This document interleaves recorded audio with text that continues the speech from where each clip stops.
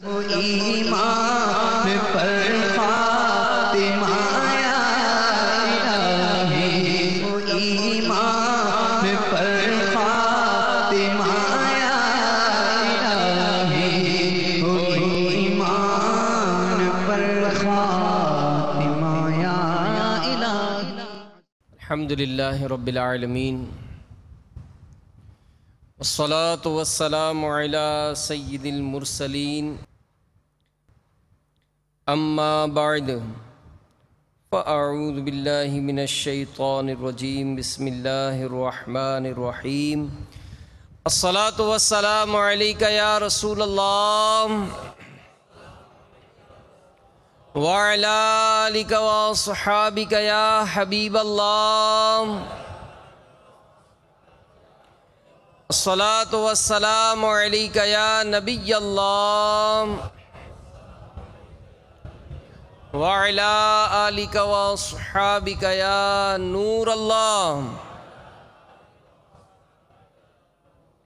فرمان مصطفیٰ صلی اللہ تعالی علیہ وآلہ وسلم، نیت المؤمن خیر من عملہ، مسلمان کی نیت اس کے عمل سے بہتر ہے۔ مدنی چینل کے سلسلے ایمان کی شاخیں میں ہم حاضر ہیں۔ آئیے اللہ کی رضا کے لیے اور ثواب بڑھانے کے لیے اچھی اچھی نیتیں کر لیتے ہیں۔ رضا الہی کے لیے، حصول علم دین کے لیے بیان میں شریک رہوں گا انشاءاللہ۔ جو باتیں سنوں گا اسے یاد رکھوں گا، عمل کروں گا، دوسروں تک پہنچانے کی کوشش کروں گا۔ صلو علی الحبیب توبو الی اللہ وغیرہ کی صدائیں بلند ہوئیں۔ اللہ کی رضا کے لیے اور ثواب بڑھانے کے لیے صدا لگانے والے کی دل جوئی کی نیت سے نمایاں آواز سے جواب دوں گا۔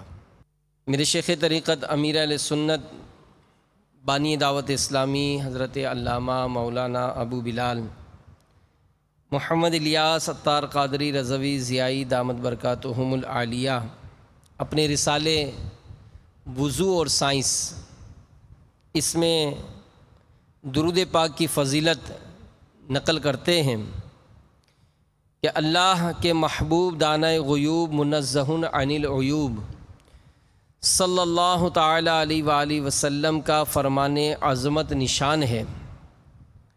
اللہ عز و جل کی خاطر آپس میں محبت رکھنے والے جب باہم یعنی آپس میں ملیں اور مصافحہ کریں یعنی ہاتھ ملائیں اور نبی صلی اللہ علیہ وآلہ وسلم پر درود پاک پڑھیں تو ان کے جدا ہونے سے پہلے پہلے دونوں کے اگلے پچھلے گناہ بخش دیے جاتے ہیں۔ صلو علی الحبیب صلی اللہ تعالی علی محمد وعلی آلہ وصحبہ وبارک وسلم۔ ایک صاحب کا بیان ہے، میں فرانس میں ایک جگہ وضو کر رہا تھا، ایک شخص کھڑا بڑے غور سے مجھے دیکھتا رہا۔ جب میں وضو سے فارغ ہوا تو اس نے مجھ سے پوچھا کہ آپ کون ہیں، کہاں سے آئے ہیں؟ تو میں نے جواب دیا کہ میں مسلمان ہوں اور پاکستان سے آیا ہوں۔ پوچھا کہ یہ بتائیں کہ پاکستان میں پاگل خانے کتنے ہیں؟ تو اس عجیب و غریب سوال پر میں چونکا اور میں نے کہہ دیا کہ 2-4 ہوں گے۔ پوچھا ابھی تم نے کیا کیا؟ تو وہ شخص نے کہا کہ میں نے جواب دیا کہ میں نے وضو کیا ہے۔ کہا کیا روزانہ کرتے ہو؟ کہا کہ میں کرتا ہوں بلکہ دن میں 5 مرتبہ کرتا ہوں۔ وہ بڑا حیران ہوا اور کہنے لگا کہ میں مینٹل ہاسپٹل میں سرجن ہوں اور پاگل پن کے اسباب کی تحقیق یہ میرا مشغلہ ہے۔ لوگ پاگل کیوں ہوتے ہیں، میں اس پر تحقیق کرتا ہوں۔ میری تحقیق یہ ہے کہ دماغ سے سارے بدن میں سگنل جاتے ہیں اور اسی سے اعضاء جو ہیں، یہ ہاتھ، پاؤں، دیگر، یہ سب کام کرتے ہیں، اور ہمارا دماغ ہر وقت فلوئڈ یعنی مائع کے اندر فلوٹ کر رہا ہے، تیر رہا ہے، اس لیے ہم بھاگ دوڑ کرتے ہیں اور دماغ کو کچھ نہیں ہوتا کہ اگر وہ کوئی ریجڈ یعنی سخت شے ہوتی، دماغ کوئی سخت شے ہوتی تو اب تک ٹوٹ چکی ہوتی۔ تو دماغ سے چند باریک رگیں کنڈکٹر موصل یعنی پہنچانے والی بن کر ہماری گردن کی پشت سے سارے جسم کو جاتی ہیں۔ تو میری تحقیق یہ ہے کہ اگر بال بہت بڑھا دیے جائیں اور گردن کی پشت کو خشک رکھا جائے تو ان رگوں یعنی کنڈکٹر میں خشکی پیدا ہو جانے کا خطرہ بڑھ جاتا ہے، اور بارہا ایسا بھی ہوتا ہے کہ انسان کا دماغ کام کرنا چھوڑ دیتا ہے اور وہ پاگل ہو جاتا ہے۔ لہذا میں نے سوچا کہ گردن کی پشت کو دن میں 2-4 بار ضرور تر کیا جائے، گیلا کیا جائے، اور ابھی میں نے دیکھا کہ ہاتھ منہ دھونے کے ساتھ ساتھ آپ نے گردن کے پیچھے بھی کچھ کیا، تو واقعی آپ پاگل نہیں ہو سکتے۔ مزید یہ کہ مسح کرنے سے، یہ وضو میں جو مسح کیا جاتا ہے، مسح کرنے سے لو لگنے اور گردن توڑ بخار سے بھی بچت ہوتی ہے۔ صلو علی الحبیب صلی اللہ تعالی علی محمد وعلی آلہ وصحبہ وبارک وسلم۔ وہ عاشقان رسول کتنے خوش بخت ہیں کہ جو نماز پڑھتے ہیں، کہ نماز پڑھنے کے لیے وضو جو ہے یہ شرط ہے، اور وضو میں مسح، سر کا جو مسح کیا جاتا ہے یہ فرائض میں سے شامل ہے۔ تو جو سر کا جو مسح کیا جاتا ہے تو سر اور گردن کے درمیان شے رگ یہ واقع ہے، اور اس کا تعلق ریڑھ کی ہڈی اور حرام مغز اور جسم کے تمام تر جوڑوں سے ہے۔ جب وضو کرنے والا گردن کا مسح کرتا ہے تو ہاتھوں کے ذریعے برقی رو نکل کر شے رگ میں ذخیرہ ہو جاتی ہے اور ریڑھ کی ہڈی سے ہوتی ہوئی جسم کے تمام اعصابی نظام میں پھیل جاتی ہے، اور اس سے اعصابی نظام کو توانائی حاصل ہوتی ہے۔ تو میرے میٹھے میٹھے پیارے پیارے اسلامی بھائیوں، نماز کے لیے تو اگرچہ وضو شرط ہے، لیکن امیر اہل سنت دامت برکاتہم العالیہ ہمیں مزید نیکیاں کرنے والا بنانا چاہتے ہیں، اور وہ چاہتے ہیں کہ مسلمان اکثر دن کا حصہ یہ باوضو رہیں۔ تو مستقل باوضو رہنا، ہمیشہ باوضو رہنا، یہ بہت بڑی سعادت اور بہت بڑی برکت ہے۔ چنانچہ مدینے کے تاجدار صلی اللہ تعالی علیہ وآلہ وسلم نے حضرت سیدنا انس رضی اللہ تعالی عنہ سے فرمایا، بیٹا اگر تم ہمیشہ باوضو رہنے کی استطاعت رکھو تو ایسا ہی کیا کرو، کیونکہ ملک الموت علیہ السلام جس بندے کی روح حالت وضو میں قبض کرتا ہے اس کے لیے شہادت لکھ دی جاتی ہے۔ تو باوضو رہیں۔ اور سرکار اعلیٰ حضرت امام اہل سنت مولانا شاہ امام احمد رضا خان علیہ رحمت الرحمن فرماتے ہیں، ہمیشہ باوضو رہنا یہ مستحب ہے۔ تو ہمیں باوضو رہنا چاہیے۔ ظاہر ہے جو نمازی ہے اس کے لیے یہ کوئی مشکل نہیں ہے، کوئی مشکل نہیں، توجہ ہوگی تو ظاہر ہے اس کی برکتیں ملیں گی۔ اور مختلف کتابوں میں مختلف اقوال لکھے ہیں۔ اللہ تبارک و تعالی نے حضرت سیدنا موسیٰ کلیم اللہ علی نبینا وعلیہ الصلاۃ والسلام سے فرمایا، اے موسیٰ علیہ السلام اگر بے وضو ہونے کی صورت میں تجھے کوئی مصیبت پہنچے تو خود اپنے آپ کو ملامت کرنا۔ اللہ کی رحمتوں کا ان پر نزول ہوتا ہے جو باوضو رہتے ہیں. اور یہاں تک علماء لکھتے ہیں کہ ہمیشہ باوضو رہنا یہ اسلام کی سنت ہے. اور ہم نے بھی بارہا دیکھا ہے کہ اگر کوئی زیادہ بولنے والا ہوتا ہے نا، یعنی جو لڑائی جھگڑے کا جس کا بہت ہوتا ہے، وہ اگر کوئی اس سے آ کر الجھتا ہے تو کہتے ہیں بھائی ابھی نہیں لڑنا، ابھی میں کچھ بولوں گا نہیں، میرا وضو ہے، میرا وضو ہے.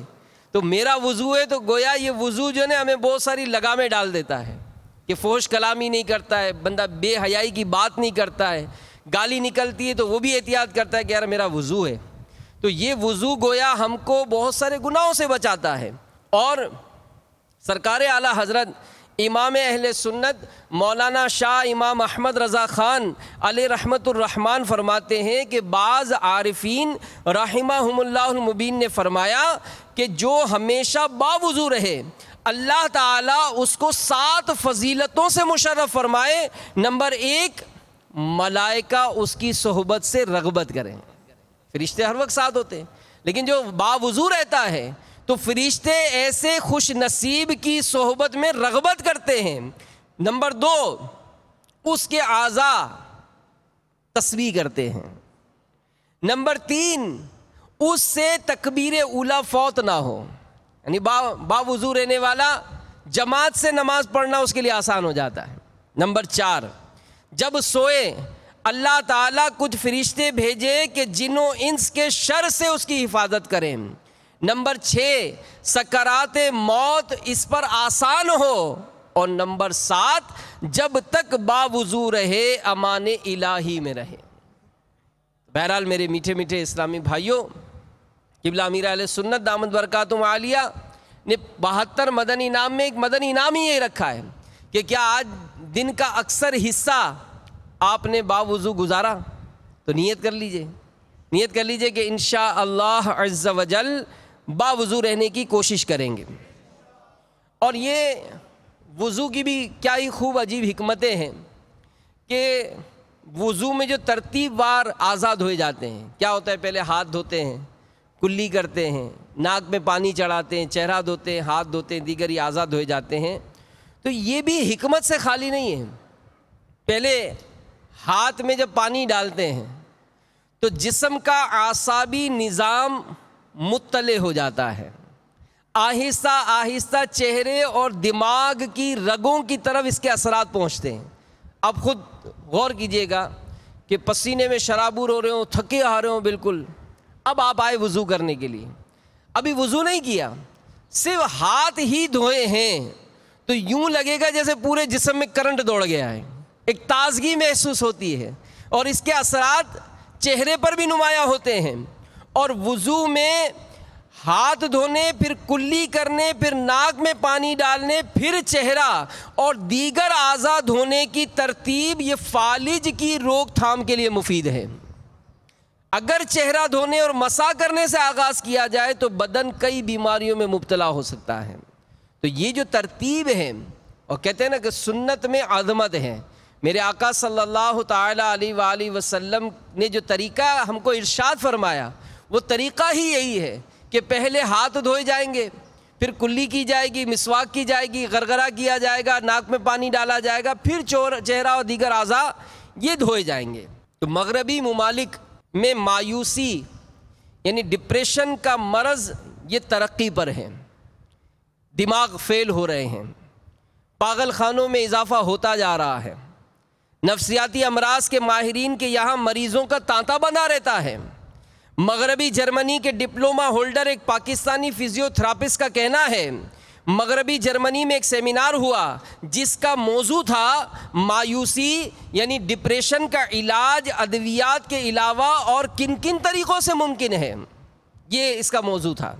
وہ ڈاکٹر صاحب کہتے ہیں ایک ڈاکٹر نے اپنے مقالے میں علاج ادویات کے علاوہ جن جن طریقوں سے یہ علاج ہو سکتا ہے ڈپریشن کا، تو یہ حیرت انگیز انکشاف کیا کہ میں نے ڈپریشن کے چند مریضوں کے روزانہ 5 بار منہ دھلائے.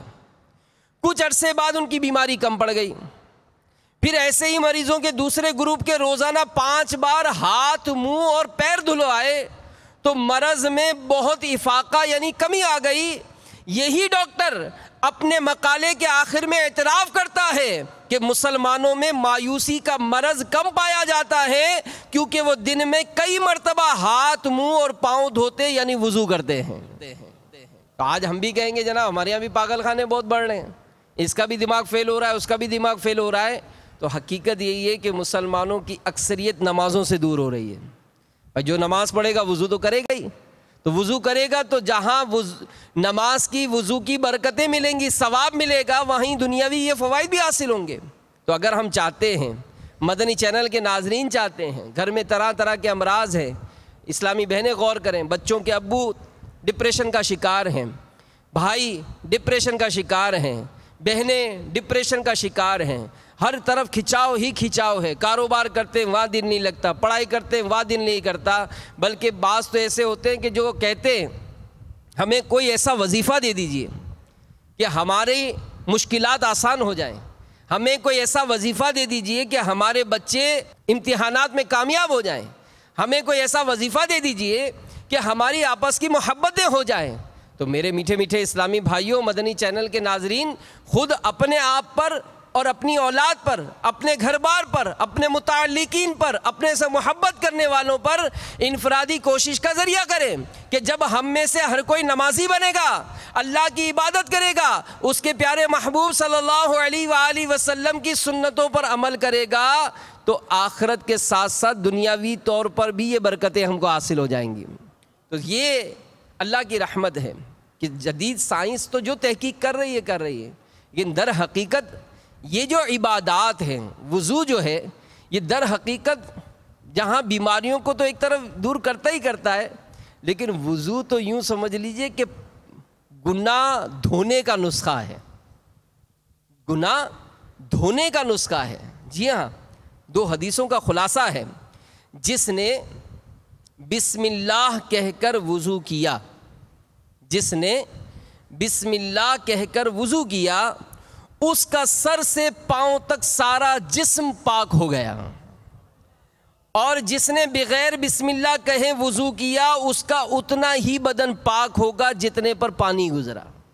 تو علماء نے اس کی وہ شرائط لکھی ہے کہ جب بندہ وضو کرتا ہے تو ہاتھ دھوتا ہے تو ہاتھ کے گناہ جھڑ جاتے ہیں، کلی کرتا ہے منہ کے گناہ جھڑ جاتے ہیں، چہرہ دھوتا ہے چہرے کے گناہ حتیٰ کہ آنکھوں اور پلکوں کے نیچے کے گناہ جھڑ جاتے ہیں، پاؤں دھوتا ہے تو پاؤں کے گناہ جھڑ جاتے ہیں۔ علماء فرماتے ہیں کہ جو بسم اللہ پڑھ کر وضو کرتا ہے تو سارے جسم کے گناہ جھڑ جاتے ہیں۔ حضرت علامہ عبد الوہاب شعرانی رحمۃ اللہ تعالی علیہ فرماتے ہیں کہ ایک مرتبہ امام اعظم ابو حنیفہ رضی اللہ تعالی عنہ یہ جامع مسجد کوفہ کے وضو خانے میں تشریف لے گئے، تو ایک نوجوان کو وضو بناتے ہوئے دیکھا، اس سے وضو میں استعمال شدہ پانی کے قطرے ٹپک رہے تھے۔ آپ نے ارشاد فرمایا کہ اے بیٹے، ماں باپ کی نافرمانی سے توبہ کر لے۔ اس نے فوراً عرض کی میں نے توبہ کی۔ ایک اور شخص کے وضو میں استعمال شدہ پانی کے قطرے ٹپکتے دیکھے تو آپ رحمت اللہ تعالی علیہ نے ارشاد فرمایا کہ اے میرے بھائی تو زنا سے توبہ کر لے۔ اس نے عرض کی میں نے توبہ کی۔ ایک شخص کے وضو کے قطرات ٹپکتے دیکھے تو اس سے فرمایا شراب نوشی اور گانے باجے سننے سے توبہ کر لے۔ اس نے عرض کی میں نے توبہ کی۔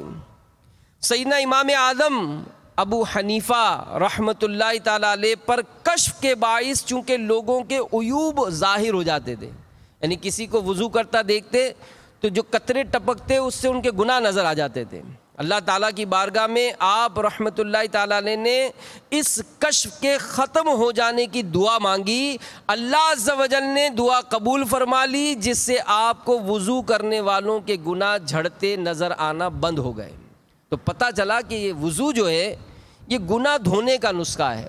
تو ساتھ ہی یعنی بسم اللہ الرحمن الرحیم تو ہم نے پڑھ لیا، ساتھ ہی امیر علیہ سنت فرماتے ہیں کہ وضو کی نیت بھی کریں کہ حکم الہی عمل کرتے ہوئے پاکی حاصل کرنے کے لیے، حکم الہی پر عمل کرتے ہوئے پاکی حاصل کرنے کے لیے میں وضو کر رہا ہوں۔ کیونکہ وضو میں اگر نیت نہ کی وضو تو ہو جائے گا، ثواب نہیں ملے گا۔ ثواب اس صورت میں ملے گا کہ جب کہ ہم نیت کریں گے، اور ساتھ ہی بسم اللہ والحمد للہ کہہ لیں۔ کیا کہیں گے؟ ایک دفعہ اور دوہرائیں، کیا کہیں گے؟ بسم اللہ والحمد للہ۔ کیا کہیں گے؟ جی ہاں، وضو سے پہلے بسم اللہ الرحمن الرحیم، بسم اللہ والحمد للہ یہ کہہ لیں۔ جب تک وضو باقی رہے گا فرشتے نیکیاں لکھتے رہیں گے۔ اتنا آسان عمل ہے، اور توجہ ہوگی تو یہ سب برکتیں حاصل ہو سکتی ہیں۔ پھر نماز کے لیے وضو کرتے ہی ہیں، ہم نے تو سارا دن باوضو رہنے کا ذہن بنایا، خصوصیت کے ساتھ جب سونے لگیں باوضو سوئیں، کہ حدیث پاک میں ہے اور باوضو سونے والا روزہ رکھ کر عبادت کرنے والے کی طرح ہے۔ اور امیر علیہ سنت یہاں پر بھی ایک مدنی پھول ارشاد فرماتے کہ جب سونے لگیں وضو تو کرنا ہی ہے، 2 رکعت نماز توبہ بھی ادا کر لیں۔ دن بھر میں کوئی گناہ ہوئے یاد کریں، اس سے توبہ کریں، زندگی بھر کے گناہوں سے توبہ کریں، تو انشاءاللہ عز و جل یہ نماز توبہ بھی گناہوں کی بخشش کا ایک ذریعہ بن جائے گا۔ تو نماز توبہ ادا کریں، تو باوضو سوئیں۔ بعض اوقات ہوتا ہے تھکن ہوتی ہے، سردی ہے سخت، یا پانی کا کوئی انتظام کرنا تھوڑا دشوار ہوگا، نزلہ ہے، زکام ہے، سر میں درد ہو رہا ہے، ایسی کیفیت ہے کہ طبیعت مزہ نہیں کر رہی، لیکن وضو کریں گے تو ایسے میں کیا ہوگا کہ امیر علیہ سنت لکھتے ہیں کہ یقیناً سردی، تھکن یا نزلہ، زکام، درد سر اور بیماری میں وضو کرنا دشوار ہوتا ہے، مگر پھر بھی کوئی ایسے وقت وضو کرے جب کہ وضو کرنا دشوار ہو تو اس کو بحکم حدیث دگنا ثواب ملے گا۔ تو شیطان یہ چاہتا نہیں ہے کہ ہمارے نامہ اعمال میں نیکیاں ہوں، لیکن شیطان کے خلاف جنگ، شیطان کے خلاف جنگ، شیطان کے خلاف جنگ جاری ہے، شیطان کے خلاف جنگ جاری رہے گی انشاءاللہ۔ تو ہم بھی وضو کر باوضو سوئیں، بچوں کو بھی سکھائیں، گھر والوں کو بھی سکھائیں، اپنے بھائی بہنوں کو سکھائیں، تو انشاءاللہ عز و جل اس کی برکتیں حاصل ہوں گی۔ پھر یہ جو آج جو بیان ہو رہا ہے، یہ جو تحقیق ہوتی ہے کہ وضو میں کیا کیا برکتیں ملتی ہیں، سنیے۔ پہلے ہاتھ دھو لیے جاتے ہیں جس سے وہ جراثیم سے پاک ہو جاتے ہیں، ورنہ یہ کلی کے ذریعے منہ میں اور پھر پیٹ میں جا کر متعدد بھی امراض کا باعث بن سکتے ہیں۔ یعنی پہلے ہاتھ دھوئے تو ہاتھ جراثیم سے پاک ہو گیا، اب کلی کی تو یہ پانی بھی یوں سمجھ لیں کہ بیماریوں سے پاک ہے۔ تو پھر مسواک کا استعمال کیا، تو وضو میں مسواک اور کلیوں کے ذریعے منہ کی بہترین صفائی کی جاتی ہے۔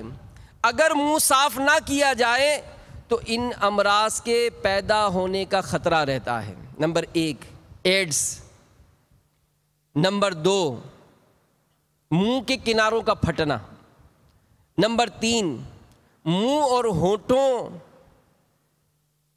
کے داد، نمبر 4 منہ میں پھپھوندی کی بیماریاں اور چھالے وغیرہ۔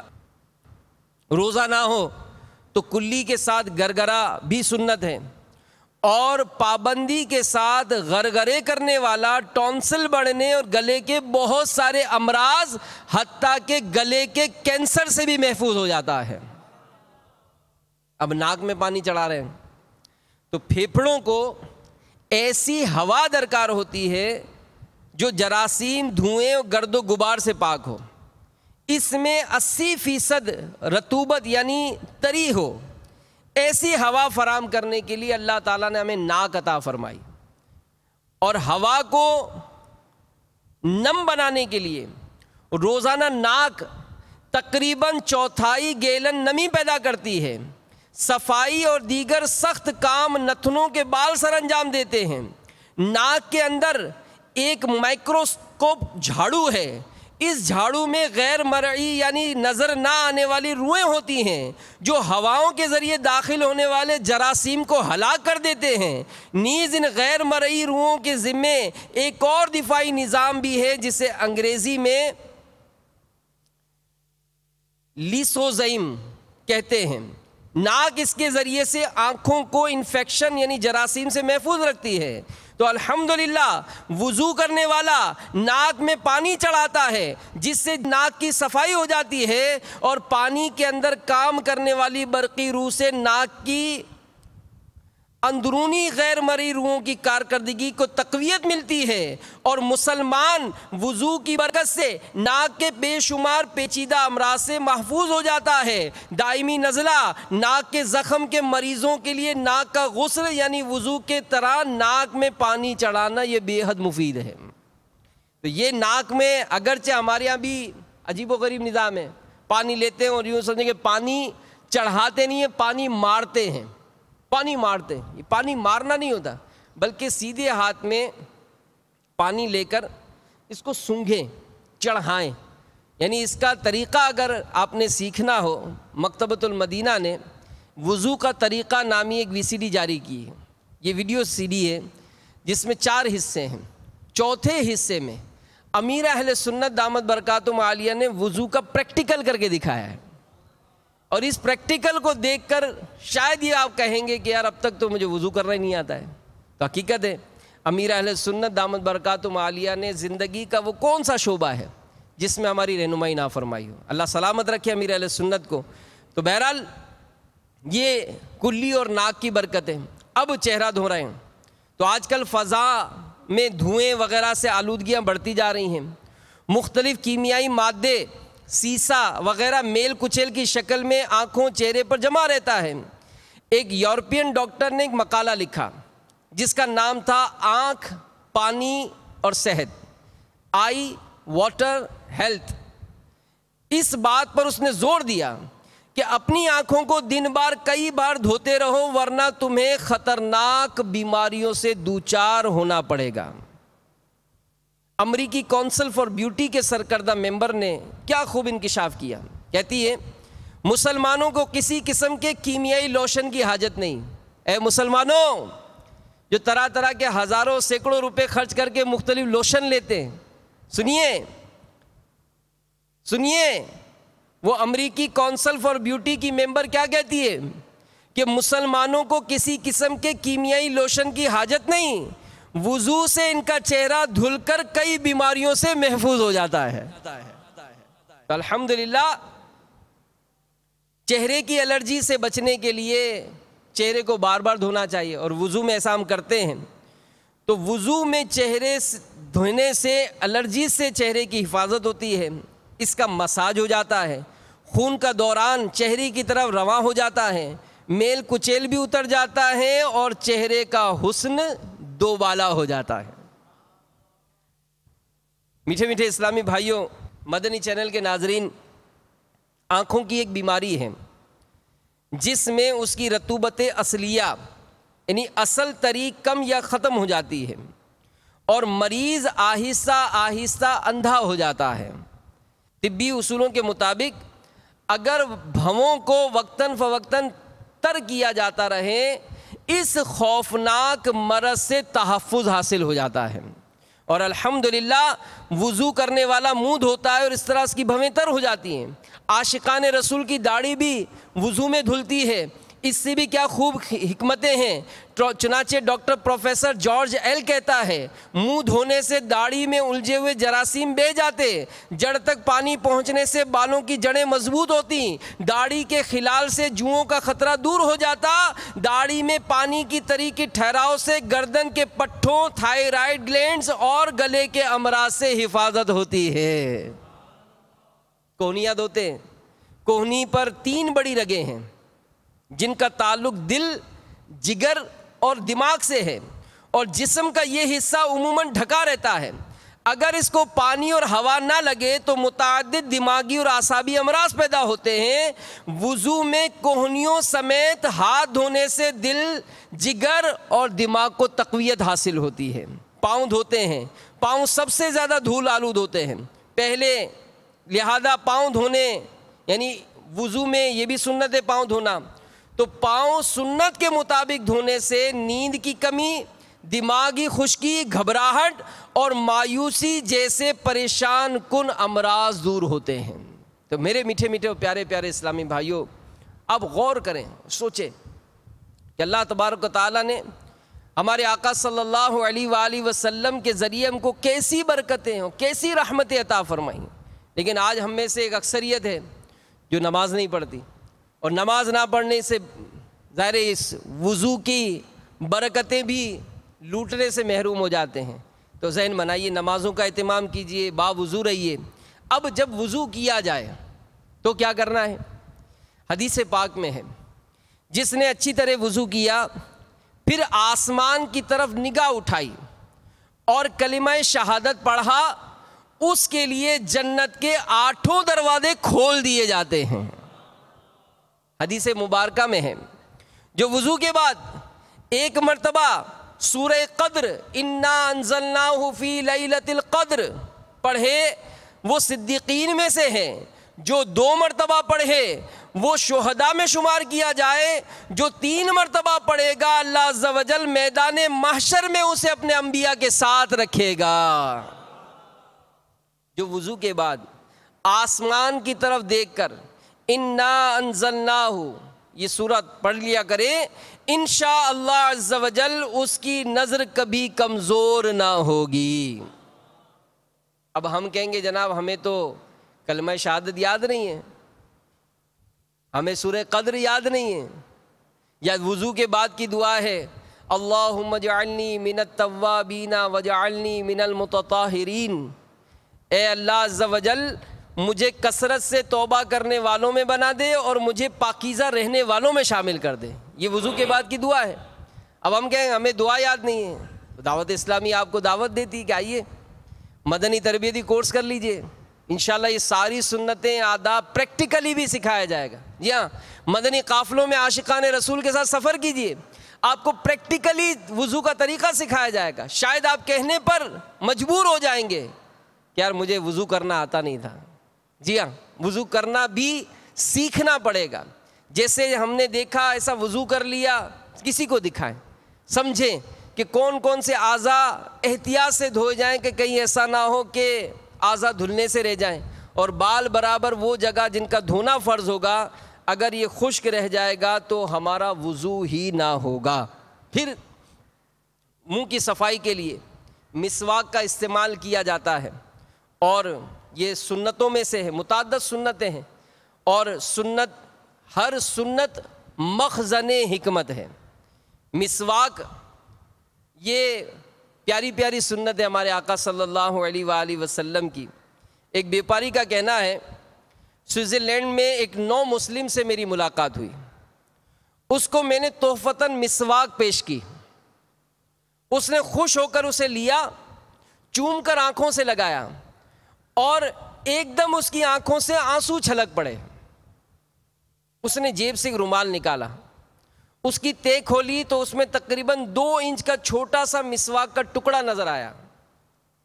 کہنے لگا میری اسلام آوری کے وقت مسلمانوں نے مجھے تحفہ دیا تھا، میں بہت سنبھال کر اس کو استعمال کرتا تھا. یہ ختم ہونے والا تھا، مجھے تشویش تھی. اللہ عز و جل نے کرم فرمایا اور آپ نے مجھے مسواک عنایت فرمائی.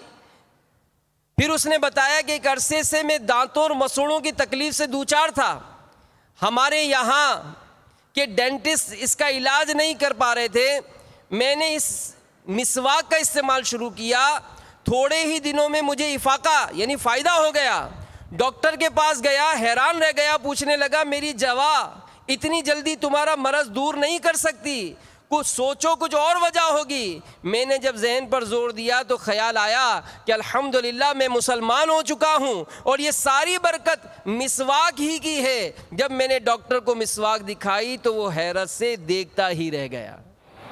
تو ہمارے یہاں تو مسواک بہت آسانی سے دستیاب ہے، لیکن جگہ بجگہ بہترین ٹوتھ پیسٹ، بہترین برش یہ لینے کا تو ہمارا ذہن ہوتا ہے، مسواک نہیں لیتے. مسواک کے استعمال میں بے شمار دینی و دنیاوی فوائد ہیں. اس میں متعدد کیمیائی اجزاء ہیں جو دانتوں کو ہر طرح کی بیماری سے بچاتے ہیں. حاشیہ تحتاوی میں ہے کہ مسواک سے قوت حافظہ بڑھتی، درد سر دور ہوتا، سر کی رگوں کو سکون ملتا، اس سے بلغم دور، نظر تیز، معدہ درست اور کھانا ہضم ہوتا ہے، عقل بڑھتی، بچوں کی پیدائش میں اضافہ ہوتا، بڑھاپا دیر میں آتا اور پیٹھ مضبوط ہوتی ہے۔ اور اس کے فضیلت میں احادیث مبارکہ سنیے کہ نبی کریم صلی اللہ تعالی علیہ وآلہ وسلم جب اپنے گھر میں داخل ہوتے تو سب سے پہلے مسواک کرتے۔ جب سرکار نامدار صلی اللہ علیہ وآلہ وسلم نیند سے بیدار ہوتے تو مسواک فرماتے۔ اطباء یعنی ڈاکٹروں کا کہنا ہے کہ بعض اوقات گرمی اور معدے کی تیزابیت سے منہ کے اندر چھالے پڑ جاتے ہیں اور اس مرض سے خاص قسم کے جراثیم منہ میں پھیل جاتے ہیں۔ اس کے علاج کے لیے منہ میں تازہ مسواک ملیں، اس کا لعاب کچھ دیر تک منہ کے اندر پھراتے رہیں، اس طرح کئی مریض ٹھیک ہو چکے ہیں۔ مسواک کیسے کرنی چاہیے؟ یہ بھی وضو کا طریقہ نامی اس VCD میں امیر علیہ سنت نے طریقہ ارشاد فرمایا، رگڑ کر مسواک کریں اور مسواک کو لازم کریں۔ جی ہاں، منہ صاف ہونا چاہیے کہ اگر اس میں بعض اوقات بدبو ہوتی ہے، کھانے پینے کے اجزاء رہ جاتے ہیں جس سے فرشتوں کو بھی تکلیف ہوتی ہے۔ حدیث پاک میں ہے 2 رکعت مسواک کے ساتھ پڑھنا بغیر مسواک کی 70 رکعتوں سے افضل ہے، اور مسواک کا عادی استعمال اپنے لیے لازم کر لو کیونکہ یہ منہ کی صفائی اور رب کی تعالیٰ کی رضا کا باعث ہے۔ ایک بزرگ رحمت اللہ تعالیٰ علیہ کو مسواک کی ضرورت ہوئی، حضرت ابو بکر شبلی رحمت اللہ تعالیٰ علیہ کو، وہ تلاش کیا نہیں ملی۔ 1 دینار سونے کی اشرفی میں آپ نے مسواک خریدی اور استعمال کی، تو بعض لوگوں نے کہا کہ یہ تو آپ نے بہت زیادہ خرچ کر ڈالا، اتنی مہنگی بھی کبھی مسواک لی جاتی ہے؟ تو آپ نے فرمایا کہ بے شک یہ دنیا اور اس کی تمام چیزیں اللہ کے نزدیک مچھر کے پر کے برابر بھی حیثیت نہیں رکھتی۔ اگر بروز قیامت اللہ عز و جل نے مجھ سے پوچھ لیا تو کیا جواب دوں گا کہ تو نے میرے پیارے حبیب کی سنت مسواک کیوں ترک کی؟ میں نے تجھے جو مال و دولت دیا تھا اس کی حقیقت تو میرے نزدیک مچھر کے پربے کے برابر بھی نہیں تھی، تو آخر ایسی حقیر دولت اتنی عظیم سنت مسواک حاصل کرنے پر کیوں خرچ نہ کی؟ تو ہمارے پاس تو مسواک سستی ہے، ہم دن بھر میں نہ جانے کیسے کیسے معاملات میں کس طرح سے پیسہ خرچ کرتے ہیں، کیا کیا کھاتے پیتے ہیں، جس کا نقصان بھی بعض اوقات ہمیں علم ہوتا ہے کہ اس کو کھانے سے اس کو پینے سے ہمیں نقصان ہوگا، لیکن پھر بھی اپنا روپیہ خرچ کرتے ہیں، مسواک نہیں خریدتے جس کو استعمال کرنا سنت ہے۔ اور پھر بعض اوقات جو پان چھالیا اور اس طرح کے جو معاملات کرتے ہیں، خاص کر جو گٹکا کھاتے ہیں یا ایسی مطلب بدبودار جو تمباکو والی جو چیزیں کھاتے ہیں، تو بسا اوقات وہ نمازی بھی ہوتے ہیں، اب وہ بدبو منہ میں لے کر، یا سگریٹ جو پیتے ہیں منہ میں بدبو لے کر وہ مسجد میں آتے ہیں، جس سے بسا اوقات جو کیفیت ہوتی ہے اس میں ان کا مسجد میں آنا بھی جائز نہیں ہوتا۔ تو میرے میٹھے میٹھے اسلامی بھائیوں، اپنے منہ کی صفائی کے لیے مسواک کا اہتمام کر لیں کہ اس سے منہ کی پاکیزگی بھی ہے، اور ایک روایت کے مطابق مسواک کرنے والے کو مرتے وقت کلمہ پڑھنا نصیب ہوگا۔ اور سیدتنا عائشہ صدیقہ رضی اللہ تعالیٰ عنہ فرماتی ہیں کہ مسواک میں سوائے موت کے ہر چیز کی شفا ہے، تو اس کو لازم کریں، اس کو لازم کریں۔ پھر بعض اوقات خاص کر جو مسجد کے محتمم ہیں، جو مسجد کمیٹی کے افراد ہوتے ہیں، کیونکہ ہمارے ہاں دانتوں کی اور منہ کی صفائی کا اہتمام نہیں ہوتا، لہذا بعض اوقات منہ میں جب مسواک یا ایسی کوئی چیز استعمال کرتے ہیں تو خون آتا ہے، اور کم گہرے جب وضو خانے پر وضو کیا جاتا ہے تو وہ اڑ کر اس کے چھینٹے کپڑوں پر اڑتے ہیں۔ تو اس میں بھی احتیاط کرنی چاہیے کہ جن کے منہ سے خون وغیرہ آتا ہو وہ ایسی جگہ وضو کریں جب بالکل گٹر وغیرہ قریب ہو، تاکہ دیگر وضو کرنے والوں کو وہ پانی جو ہے وہ اڑ کر نہ آئے۔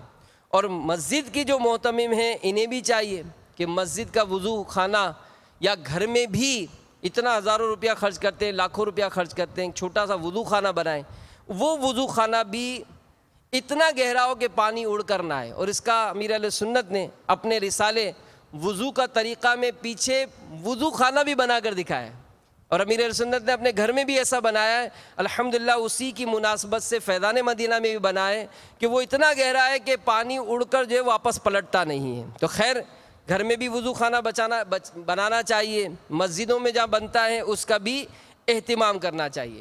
تو میرے میٹھے میٹھے اور پیارے پیارے اسلامی بھائیوں، ہم نے آج وضو اور سائنس اس کے متعلق چند باتیں سنی۔ تو آج کل واقعی سائنسی تحقیقات پر تو لوگوں کا بڑا رجحان ہوتا ہے، بلکہ بعض ایسے بھی نادان مسلمان ہوتے ہیں جو انگریز محققین اور سائنسدانوں سے بڑے مرعوب ہو جاتے ہیں، بھائی کیا تحقیق کیے۔ تو ایسوں کی خدمت میں عرض ہے کہ بہت سارے حقائق ایسے ہیں جن کی تلاش میں سائنسدان آج سر ٹکرا رہے ہیں، اور میرے میٹھے میٹھے آقا مکی مدنی مصطفیٰ صلی اللہ علیہ وآلہ وسلم ہمیں پہلے ہی بیان کر چکے ہیں۔ جیسا کہ اسی کو لے لیں کہ وضو اور کے متعلق جو ہم نے باتیں سنی ہیں، تو وضو کے متعلق جدید سائنس تو آج تحقیق کر رہی ہے، لیکن ہمارے آقا صلی اللہ علیہ وآلہ وسلم نے تو 1400 سال پہلے ہی ہمیں ارشاد فرما دیا۔ تو میٹھے میٹھے اسلامی بھائیوں، مدنی چینل کے ناظرین، ان فوائد کو سن کر یقیناً خوش ہوئے ہوں گے، مگر امیر اہل سنت فرماتے ہیں کہ میں آپ کو یہ عرض کرتا چلوں کہ سارے کا سارا فن طب یہ ظنیات پر مبنی ہے۔ سائنسی تحقیق بھی حتمی یعنی فائنل نہیں ہوتی، بدلتی رہتی ہیں۔ ہاں اللہ و رسول عز و جل و صلی اللہ علیہ وآلہ وسلم کے احکامات یہ اٹل ہیں، وہ نہیں بدلیں گے۔ ہمیں سنتوں پر عمل طبی فائدے کے لیے نہیں کہ جناب میں مسواک کروں گا تو میرے منہ میں کے چھالے دور ہو جائیں گے، میں جناب سر کا مسح کروں گا تو پاگل نہیں ہوں گا، میرے ہاتھ پاؤں کو دھوؤں گا تو جناب یہ فالج سے بچ جائیں گے، یہ نہیں، بلکہ صرف اور صرف رضا الہی کے لیے کرنا چاہیے۔ لہذا اس لیے وضو کرنا کہ میرا بلڈ پریشر نارمل ہو جائے، یا میں تازہ دم ہو جاؤں، یا ڈائٹنگ کے لیے روزہ رکھنا کہ بھوک کے فوائد حاصل ہوں، سفر مدینہ کیوں کریں گے، یا ذرا آب و ہوا تبدیل ہو جائے گی۔ تو یہ سارے دنیاوی نیتیں اگر ہوں گی تو ثواب نہیں ملے گا۔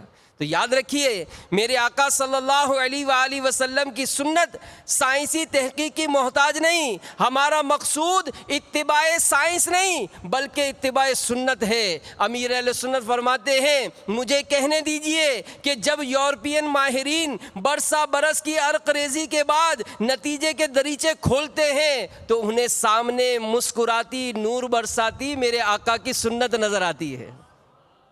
تو دنیا میں لاکھ سیر و سیاحت کیجئے، جتنا چاہیں عیش و عشرت کیجئے، مگر آپ کے دل کو حقیقی راحت میسر نہیں ہوگی۔ اے سکون کے متلاشی اسلامی بھائیوں، اگر آپ کو سکون قلب چاہیے تو یاد رکھیے وہ صرف اور صرف یاد الہی میں ہے۔ دل کا چین عشق سرور کونین صلی اللہ علیہ وآلہ وسلم میں ہے۔ دنیا اور آخرت کی راحتیں سائنسی آلات، انٹرنیٹ، وی سی آر، ٹی وی میں کے روبرو نہیں، اتباع سنت ہی میں نصیب ہوں گی۔ تو اگر آپ واقعی دونوں جہاں کی بھلائیاں چاہتے ہیں تو نمازوں اور سنتوں کو مضبوطی سے تھام لیجئے۔ اور آئیے دعوت اسلامی آپ کو پیغام دیتی ہے کہ آ جائیں، دعوت اسلامی کے ماحول سے وابستہ ہو جائیں۔ انشاءاللہ یہ مدنی ماحول آپ کو نمازوں کا پابند بنائے گا، سنتوں کا پابند بنائے گا، صحیح طریقے سے وضو کرنا سکھائے گا، سنتیں کس طرح اپنائی جائیں وہ جذبہ دلائے گا۔ اس کے لیے دعوت اسلامی کے اجتماعات میں شرکت، مدنی قافلوں میں سفر کا اپنا معمول بنائیں، مدنی چینل دیکھتے رہیں اور دوسروں کو مدنی چینل دیکھنے کی دعوت دیتے رہیں۔ اور الحمدللہ یہ آج جو بیان ہوا، یہ بیان الحمدللہ میرے شیخ طریقت امیر اہل سنت کے یہ بڑے ہی تحقیقی، بڑے ہی دلچسپ، بڑے ہی پیارے رسالے وضو اور سائنس سے کیا ہے۔ اس رسالے کو حاصل کر لیجئے، اور خاص کر ایسے افراد جو اس طرح کے شعبوں سے وابستہ ہوتے، پڑھے لکھے ہوتے ہیں، تحقیقی بڑے، ان کو مطلب وہ معاملات سمجھ میں آتے ہیں، ان کو یہ دیجئے۔ ہو سکتا ہے کسی کی سمجھ میں آ جائے اور وہ سنتوں کے راستے پر چل پڑے انشاءاللہ۔ تو یہ بڑے سائز میں اس کا ہدیہ صرف 8 روپیہ ہے، جیبی سائز کا یہی رسالہ صرف 4 روپیہ ہدیہ میں دستیاب ہے، اسے حاصل کیجئے۔ عام کیجئے۔ مکتبۃ المدینہ یہاں دستیاب ہے، جہاں جہاں مکتبۃ المدینہ دستیاب ہے ان رسالوں کو حاصل کر کے پڑھیں، دوسروں تک پہنچائیں۔ دکاندار ہیں، مسجدوں کی کمیٹی کے افراد ہیں، اپنی مسجدوں میں نمازیوں کو بانٹیے، دیگر افراد کو دیجیے۔ اللہ تعالیٰ مجھے اور آپ کو عمل کی توفیق عطا فرمائے، آمین، بجاہ النبی الامین صلی اللہ تعالی علیہ وآلہ وسلم۔ صلو علی الحبیب صلی اللہ تعالی علی محمد۔ ایمان پر خاتمہ